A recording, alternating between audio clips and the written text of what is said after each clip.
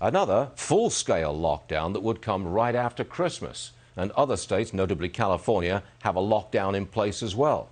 Larry Kudlow is with us this morning, top White House economist. Yeah, you're there. Larry is now on.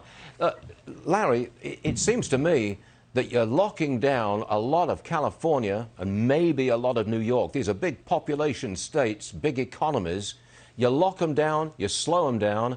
Doesn't that affect the whole economy, slow down our recovery? Sure. It's really the only obstacle to the recovery. I mean, the economy is basically still booming, frankly. But yes, because of, I think, misguided policies, the lockdowns are killing small businesses. And that has, there's a knock-on effects to a whole lot of sectors. And if the odd thing is, I mean, I'm not the medical scientist and so forth. I do sit on the task force. What these states are doing with, by the way, faulty metrics, they're telling people you can't go to work. In some cases, your kids can't go to school. You can't have indoor dining, even 25%. So they're driving them, Stu. They're driving them home. So there are large crowds at home, which is exactly what we don't want. Yes. I mean, it's unbelievable. Whoever the geniuses are doing this is completely unbelievable. You take this, open businesses and schools, and this economy is going to boom. By the way, the GDP now from the Atlanta Fed is still 11% growth in Q4. So it's a very strong economy, and the Trump tax cuts and deregulation is still in play. So all that's fine. But yes, there's some very foolish decisions being made on public health. All week long, all months, for months now, we've had economists, guests on the program, saying that next year, 2021, is going to be really strong. Several have said we get 4, maybe even 5% growth next year. They're assuming that the Republicans win the 2 seats, the Senate seats in Georgia. But they're assuming very strong growth next year. How about you? How do you see it? I'm there. I think, 4 or 5% is quite reasonable. I think, frankly, there's a lot of upside potential.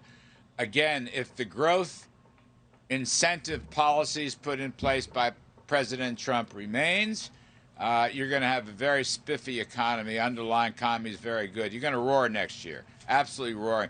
By the way, apropos of nothing, I guess, if you follow profits are the mother's milk of stocks and the economy. Profits are booming, and they're being revised up almost on a daily basis. But help is on the way. As you know, the vaccines coming out of the gate, very, very strong. We may have 100 million vaccines by late February or March, or even more, because some of the other companies are progressing. So that's going to be a very important thing. And I will say this: as we have this holiday season, and I'm repeating the advice of our health experts in Vice President Pence's task force.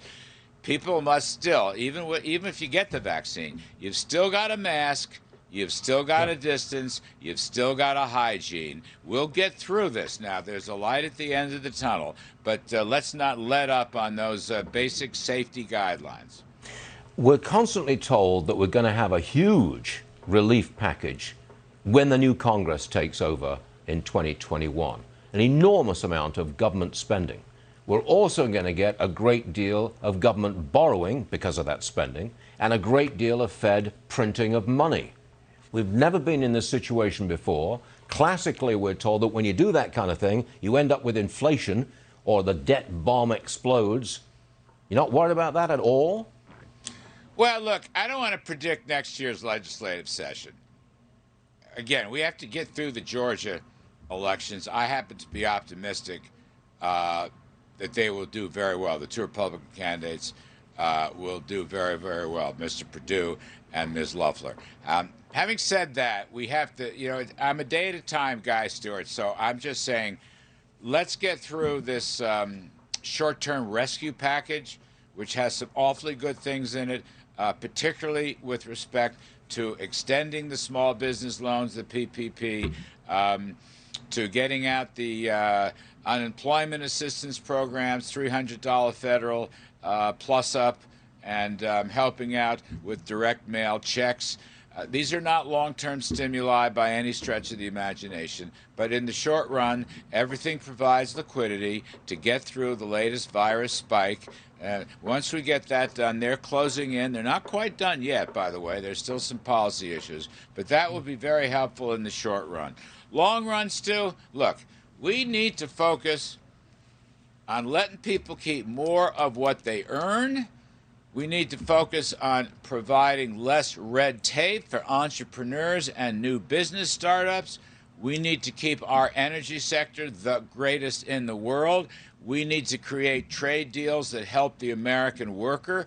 Those were the President Trump policies, the cornerstones. He will be as one of the most consequential presidents in American history, and those principles must be maintained. All you're talking about is going to be a heavy lift. Maintaining America's energy independence in the face of the Green New Deal, maintaining small government, low taxes in the face of an incoming administration which wants to tax everybody all the time. That's a heavy lift. I mean, I know you don't want to predict what the next Congress is going to do and what the next administration is going to do, but it doesn't look good, does it? You know, Stu, I'm always the optimist. I always rely on the sense and sensibility of the American people. And I think this story is going to work out okay. I agree with you. The Green New Deal would be tantamount to a disaster, crushing GDP and jobs and business investment. I agree. But I think a lot of people understand that. And, you know, people say things in campaigns, but they don't necessarily come. One of the most fascinating political elements, we're always talking about the Georgia Senate races, and they're very important. But take a look at the House, Stu Varney. Yeah. Take a look at the House. I think the final tally in the House will be something like 220 to 213. Yep. Now, that is a narrow edge margin, and you're going to get crossover votes. The far-left socialists will desert the Democratic Party, and the moderate pro-business Democrats, there's still a few left, will come over to the Republican side to block job-destroying, economic-destroying policies. I still think that's in the cards. This election was awful close, as you know, and the Republicans did extremely well down ballot. The president himself got, 74, 75 million votes. So his principles and his followers and his policies, I think, will be an enormous influence in the new year. And let us hope so, because that's got the growth. In there is the growth. 4, 5, 6, 7% is all doable. Got it. Larry Kudlow, thanks very much for being our guest, a star guest, throughout this extraordinary year, 2020. Stu, you have a great holiday season. You've been terrific, and I appreciate it very much. You're very kind. Larry Kudlow, see you again soon, I hope.